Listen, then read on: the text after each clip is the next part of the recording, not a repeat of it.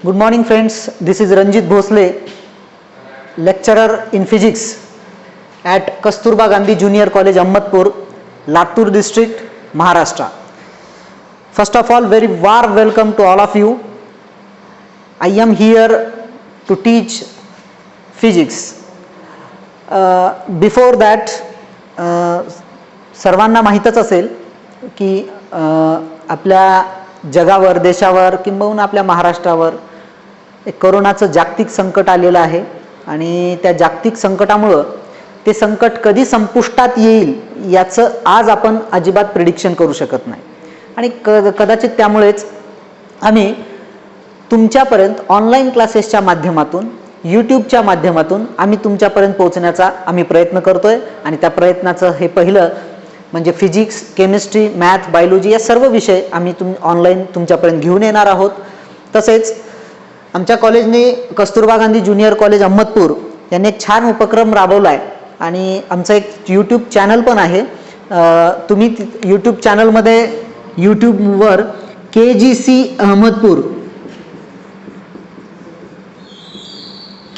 Ahmadpur type केल्यानंतर एक symbol येईल के नावाचं, त्याच्यावर क्लिक करून आमचे सगळे व्हिडिओज, पूर्ण व्हिडिओची स्ट्रीमिंग तुम्ही पाहू शकता. कृपया आमचे लेटेस्ट व्हिडिओज, अपडेट त्यावेळेस जाणून घेण्यासाठी या चॅनलला यूट्यूब चॅनलला तुम्ही सबस्क्राईब करा आणि बेल आयकॉनला क्लिक करा, जेणेकरून तो लागलीच तुम्हाला तो व्हिडिओ दिसेल. ठीक आहे.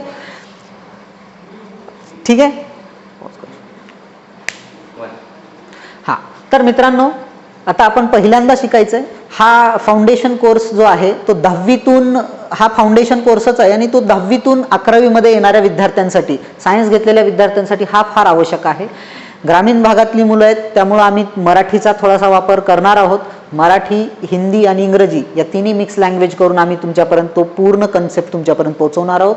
तर सुरुवात करूया. तर सर्वांनी याचा लाभ घ्यायचा आहे. सर्वांना पुढच्या भविष्यासाठी शुभेच्छा आहेत. Let's start our first topic, introduction to physics. Introduction to physics. Yes. Okay. Introduction to physics. Let's start. Yes. Physics means what? Physics is the word. हा एक शब्द आहे physics. तो कुठून ग्रीक भाषेतून आलेला आहे. कुठून आलेला आहे? ग्रीक भाषेतून. आणि याचा अर्थ आहे नेचर. याचा अर्थ आहे नेचर. नंतर मराठीतनं याला भौतिक शास्त्र असं म्हणलं जातं. कुठलं शास्त्र? भौतिक शास्त्र. तर भौतिक शास्त्र जो आहे तो दोन शब्दांनी बनलेला आहे, एक भौतिक आणि एक शास्त्र. भौतिक या शब्दाचा अर्थ, हा शब्द संस्कृत मधून आलेला आहे, भौतिकी या शब्दापासून, आणि त्याचं मीनिंग आहे सराउंडिंग. त्याचं मीनिंग आहे सराउंडिंग. सराउंडिंग म्हणजेच काय? त्याचं मीनिंग काय? नेचर. आणि शास्त्र, शास्त्र म्हणजे काय? ज्याला आधार आहे, ज्याला काय आहे? आधार आहे. विच कॅन बी प्रूव्ह, असं शास्त्र आहे. त्याच्यामुळं स्टडी मीन्स व्हॉट? फिजिक्स म्हणजे काय? मग आता फिजिक्स म्हणजे नेचर, ग्रीक वर्ड आहे. फिजिक्स म्हणजे भौतिक शास्त्र, भौतिक शास्त्र म्हणजे नेचरची study. Study of nature means what? Study of nature. Study of nature. तुम्हाला कळालं असेल what is by physics then? Study of nature and its natural phenomenons. Its natural phenomenons. Yes, this is what? Very important. What is by physics? Physics is nothing but study of nature and its natural phenomena. निसर्ग आणि निसर्गामध्ये घडणाऱ्या सर्व गोष्टींचा अभ्यास कशात केला जातो? फिजिक्स मध्ये. आता लक्षात घ्या, निसर्गात कोणकोणत्या गोष्टी आहेत? तर निसर्गात असंख्य गोष्टी आहेत. तुम्ही जर एखादी तुम्ही जर नजर मारली बाहेर, तुमच्या सभोवताली नजर जर मारली तर असंख्य गोष्टी पडलेल्या दगडापासून असलेल्या सूर्यापर्यंत खूप साऱ्या गोष्टी तुम्हाला दिसतील. मग ह्या सगळ्या गोष्टींचा अभ्यास फिजिक्स मध्ये येतो. मग अशा किती गोष्टी आहेत विश्वात, ब्रह्मांडात? किती गोष्टी आहेत? तर तुम्ही म्हणाल करोडोपेक्षाही जास्त, अरबो गोष्टी, खूप साऱ्या गोष्टी, असंख्य गोष्टी आहेत. मग या गोष्टींचा अभ्यास, सगळ्या गोष्टींचा अभ्यास फिजिक्स मध्ये कसा काय शक्य आहे? मग तुम्हाला एक शास्त्रज्ञ आहे बघा, mister Albert Einstein. Have you heard the name Albert Einstein? Yes, Albert Einstein तुम्ही यूट्यूबवर जाऊन सुद्धा चेक करू शकता. हु इज अल्बर्ट आइन्स्टाईन?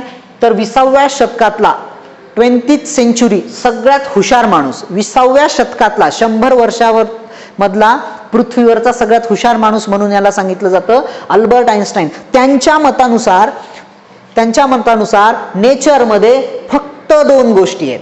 आपल्या म्हणण्यानुसार निसर्गामध्ये किती गोष्टी आहेत? असंख्य गोष्टी आहेत, परंतु त्यांच्या म्हणण्यानुसार निसर्गामध्ये किती गोष्टी आहेत? फक्त 2. तर अशी गोष्ट number 1, number 2. The thing which have a mass, another thing which have N energy. म्हणजे काय? निसर्गात फक्त 2 गोष्टी आहेत. एक गोष्ट ज्याला मास आहे आणि दुसरी गोष्ट ज्याला काय आहे? एनर्जी आहे. मग थिंक अबाउट, जर तुम्ही पाहिलं, तुम्ही जिथं बसलाय तिथं फॅन असेल तर त्या फॅनला काय? मास आहे. तुम्ही ज्या चेअरवर बसलात, जे काही तुम्ही वापरताय, इन्स्ट्रुमेंट वापरताय, मोबाईल आत्ता सध्या बघताय तुम्ही, तर त्याला काय? मास आहे. परंतु एनर्जी म्हणजे काय? जर तुम्ही सूर्याकडे पाहिलं असेल तर सूर्याचे रेज तुमच्या घरात येत असतील, ती एनर्जी आहे. बरेचसे तुम्ही आता फॅन, ह्याला मास आहे परंतु तो कशावर चालतोय? एनर्जी. म्हणजे मास आणि एनर्जी. म्हणजे अल्बर्ट आइन्स्टाईनच्या म्हणण्यानुसार हे पूर्ण विश्व 2च गोष्टीवर डिपेंड आहे, मास आणि एनर्जी. त्याच्याही पुढे जाऊन या अल्बर्ट आइन्स्टाईनने एक इक्वेशन मांडलं, ज्या इक्वेशनला टोटल फिजिक्समध्ये पूर्ण महत्वाचं इक्वेशन म्हणून दर्जा दिलेला आहे. ते म्हणजे कदाचित तुम्हाला माहित पण असेल, ते इक्वेशन आहे which equation? E is equal to mc². E is equal to, this is universal equation, हे वैश्विक आहे. ठीक आहे. E म्हणजे काय? इथं energy. M means what? Mass. And what about C? C इथं वेगळा आहे बघा. C ला मी स्टार करतोय आणि त्याचं मिनिंग इथं लिहितोय बघा. Yes, what is by C? C म्हणजे काय? C म्हणजे काय? Speed of light. लाईटची speed. What is by light? Yes, have you heard? सूर्यप्रकाशापासून जे किरण येतात, रेज येतात, ती म्हणजे लाईट आहे. तिची स्पीड जगातली सगळ्यात फास्ट स्पीड आहे. सगळ्यात जास्त विश्वामध्ये फास्ट चालणारी गोष्ट म्हणजे लाईट आहे. आणि तिची स्पीड किती असते? तिला आपण C न दाखवतो. तिची स्पीड असते 3 × 10 कितवा घात? 8वा घात. आणि स्पीड कशामध्ये मोजतो आपण? The unit of speed is metre per second. What? 3 × 10⁸ means what? त्याला असं पण लिहिता येईल 3 lakh kilometre per second. Think about it. काय स्पीड ऑफ लाईट किती आहे? 3 लाख किलोमीटर प्रति सेकंद. एका सेकंदाला लाईट किती जाते? 3 लाख. बघा आता आपण बघतोय ते 2-3 सेकंद तरी असेच निघून जातात. किती लाईट? मग 3 सेकंदामध्ये 9 लाख किलोमीटर लाईट जाते. इतकी स्पीड आहे. आणि अशा स्पीडमध्ये जर C कॉन्स्टंट धरला तर एनर्जी, मास आणि हे कशाचं आहे? Speed of light. त्याच्यानंतर एक गोष्ट कळाली बघा. अल्बर्ट आइन्स्टाईननं किती गोष्टी सांगितल्या? की 2 गोष्टी आहेत, मास आणि एनर्जी. त्या सुद्धा काय? E is equal to mc². म्हणजे एनर्जीचं रूपांतर, C म्हणजे काय? कॉन्स्टंट व्हॅल्यू आहे. म्हणजे एनर्जीचं रूपांतर कशामध्ये करता येतं? मासमध्ये करता येते. एखादं मास आहे, त्याच्या मासचं रूपांतर कशात करता येते? एनर्जी. हा खूप मोठा शोध आहे बघा फिजिक्समध्ये. एखाद्याने विचारलं फिजिक्समध्ये तुला काय माहिती आहे, तर तुम्ही सांगू शकता E is equal to mc². पूर्ण अख्खं फिजिक्स या शब्दामध्ये, या इक्वेशन मध्ये सामावलेलं आहे. एनर्जीचं रूपांतर मासमध्ये करता येते. कधी जर तुम्हाला कोणी विचारलं असेल की 1 किलो मधून 30 जूल एनर्जी काढता येईल का? 1 किलो मधून 30 जूल एनर्जी काढता येईल का? तर तो हसण्यासारखा प्रश्न आहे. 1 किलो मधून 30 जूल कसं? 1 किलो मधून अर्धा किलो काढता येईल, पाव किलो काढता येईल, पण 30 जूल म्हणजे मास मधून एनर्जी कशी काढायची? तर ऑफकोर्स शक्य आहे ते. 1 किलो मधून 100% या मास मधून एवढी एनर्जी आपण 100% काढू शकतो. आणि हाच आपण वारंवार पुढे शिकणार आहोत की ॲटॉमिक फिजिक्स, अणुबॉम्ब बनवताना ह्याच इक्वेशनचा आपण वापर करतो. ह्या इक्वेशनचा आपण वापर करतो. ठीक आहे. तर हे झालं काय? येस. आता आपण जेव्हा E is equal to mc² पाहिलं, त्याच्यानंतर काय आपल्याला बघायचंय? Energy. Yes, what is by energy?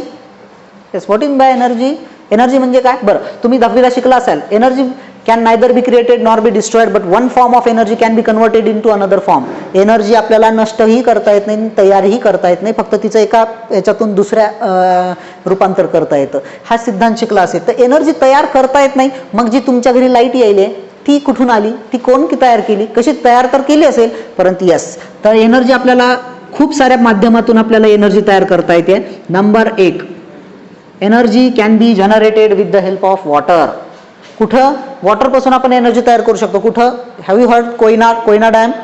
Okay. Koyna dam मध्ये आपण कशापासून एनर्जी जनरेट करतो? वॉटर. Next what? कोल. दगडी कोळशापासून सुद्धा आपण एनर्जी तयार करतो. यस, दगडी कोळशाची एनर्जीचं रूपांतर फॉर एक्झाम्पल आता लातूर जिल्ह्याला सगळी एनर्जी कुठून मिळते? परळीपासून, आणि ते एक औष्णिक विद्युत केंद्र आहे, म्हणजे कोलपासून.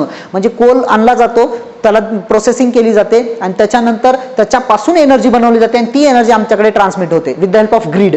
ठीक आहे. कोल, वॉटर आहे, कोल आहे, नंतर अजून काय काय आहेत? Third fourth wind. विंड म्हणजे काय? वारा. वाऱ्यापासून पवनचक्की. खूप साऱ्या ठिकाणी तुम्ही पाहिलं असेल पवनचक्कीपासून ऊर्जा तयार केली जाते. नेक्स्ट, व्हेरी वेल नोन, सगळ्यांना माहित असलेलं सोलार. सोलार पासून सुद्धा आपण काय करू शकतो? एनर्जी तयार करू शकतो. नेक्स्ट, हे नवीन आहे बघा तुम्हाला, टायडल एनर्जी. समुद्राच्या लाटापासून एनर्जी सुद्धा आपण तयार करू शकतो. आणि व्हेरी इम्पॉर्टंट, कशापासून तयार करू शकतो आपण energy? Nuclear energy, atomic energy. ठीक आहे. तर बघा, ह्याचे काही ड्रॉबॅक्स आहेत, ह्याचे काही मेरिट्स आहेत, काही डिमेरिट्स आहेत. फॉर एक्झाम्पल वॉटर, पाण्यापासून आपण एनर्जी निर्माण करू शकतो. फक्त अडचण काय? मुबलक प्रमाणात पाणी नाही, लिमिटेड स्टॉक आहे. नंतर कोलपासनं पण लिमिटेड स्टॉक. Yes, of course. विंडपासनं, यस, इट इज फ्री ना. Solar and wind are free of cost. Nature's gift wind. पण परंतु विंडमध्ये काय अडचण आहे? ह्यूज इन्व्हेस्टमेंट, फार महागडी आहे ती विंड. आणि नंतर काय? Solar it is seasonable. पावसाळ्यात आपल्याला म्हणावी तशी इंटेन्सिटी सोलारची मिळत नाही आणि त्याच्यामुळं काय, हे काय पावसाळ्यामध्ये आपल्याला काय फीडबॅक देत नाही. नंतर काय? टायडल एनर्जी म्हणजे समुद्राच्या लाटापासून एनर्जी. म्हणजे समुद्र असणं कंपल्सरी आहे. समुद्र बऱ्याच ठिकाणी नाही आहे आपल्याकडे, त्याच्यामुळे फक्त आणि काय, आणि समुद्र किनाऱ्यावर हा प्रोजेक्ट करणं ही तितकंसं धोकादायक आहे. म्हणून एवढ्याचे काय, काही फायदे आहेत, काही तोटे आहेत. म्हणून आता आपल्याला काय बघायचं? सध्या आपण सगळं जग कशावर आहे? आता हे न्यूक्लिअर एनर्जी कशापासून बनवली जाते? जसं याला पाणी लागतं, दगडी कोळसा लागतं, तसं न्यूक्लिअर एनर्जीला काय लागतं? युरेनियम, थोरियम, रेडियम असे काय लागतात? रेडिओ ऍक्टिव्ह मटेरियल लागतं. आणि न्यूक्लिअर अणुविद्युत केंद्र, तारापूर वगैरे आहेत आपल्याकडे, आणि त्याच्यापासून आपण काय करतो? एनर्जी बनवतो. परंतु याचाही एक ड्रॉबॅक आहे, खूप सारी. या सगळ्या एनर्जीपेक्षा न्यूक्लिअर एनर्जी आपल्यासाठी फार महत्वाची आहे. फक्त एकच ड्रॉबॅक आहे. तो कुठला? न्यूक्लिअर एनर्जी तयार केलेली आपण स्टोअर नाही करू शकत. म्हणजे काय होतं? चेन रिॲक्शन ही एनर्जी तयार होते आणि आपण ती स्टोअर नाही करू शकत. आणि काय होऊ शकतं? स्फोट होऊ शकतो. खूप सारे लोक, आणि स्फोट होणं केवळ जाळेनं नाही तर काय, तुम्ही जपानमध्ये अनुभव तुम्ही 10वीला आता शिकून आला असेल, हिरोशिमा नागासाकी, बरोबर आहे. परंतु तिथं काय, रेडिओ किरणोत्सार, ज्याला तुम्ही म्हणता किरणोत्सार बाहेर पडतो आणि पिढ्यानपिढ्या ते किरणोत्सार आपल्या DNA मध्ये ट्रान्समिशन होत असतं. त्याच्यामुळे ही फार डिफिकल्ट आहे. त्याच्यामुळे आपण एनर्जी आता काय पाहिलं? एनर्जी वॉटर पासून तयार करू शकतो, कोल पासून, विंड पासून, सोलार पासून, टायडल पासून आणि न्यूक्लिअर पासून. Okay, yes. Let's see contents in physics. Physics means what?